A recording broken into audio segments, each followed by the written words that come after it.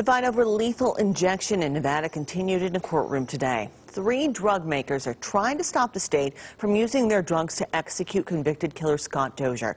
The I-Team's Vanessa Murphy was inside the courtroom and witnessed today's fireworks. Vanessa.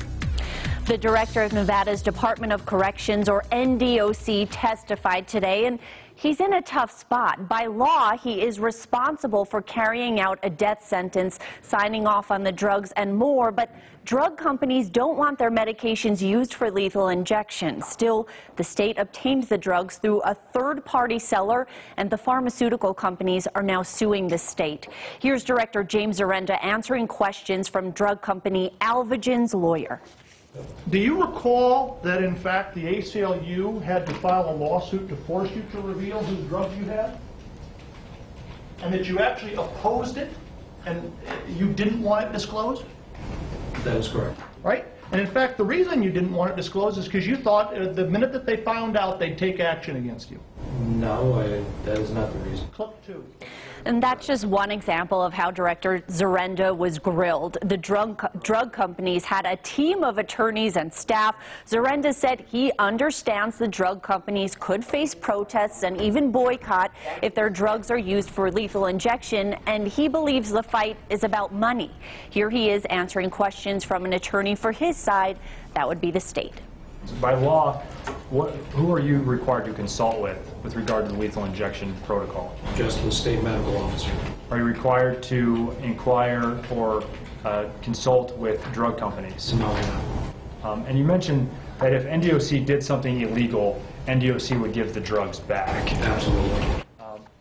These court proceedings are expected to last a couple another days. In the meantime, convicted killer Scott Dozier's execution is halted until this is sorted out in court. It is clear Director Zarenda knew the drug companies did not want their drugs used for lethal injection. The companies did send letters.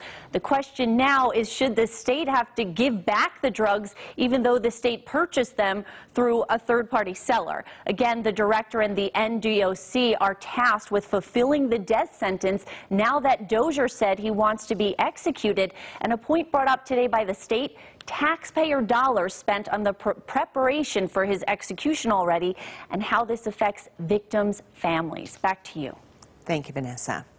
Well, you may have noticed the weather satellite in the bottom left-hand corner of your screen. We're actually tracking Hurricane Florence on the East Coast. FEMA has activated Nevada Task Force 1, a team of local first responders, to head to the East Coast to help as the storm Florence barrels towards the eastern seaboard. At least 1 million people are being evacuated as the Category 4 storm does not show any signs of slowing down. Landfall is expected early Friday. The damage could also be catastrophic.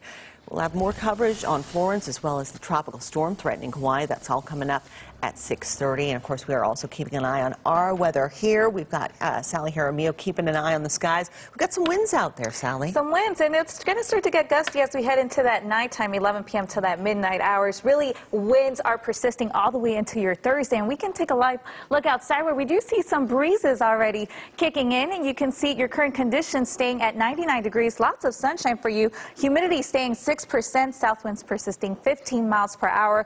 Now, while we did see a watch yesterday, a fire weather watch, today we're going to be talking about a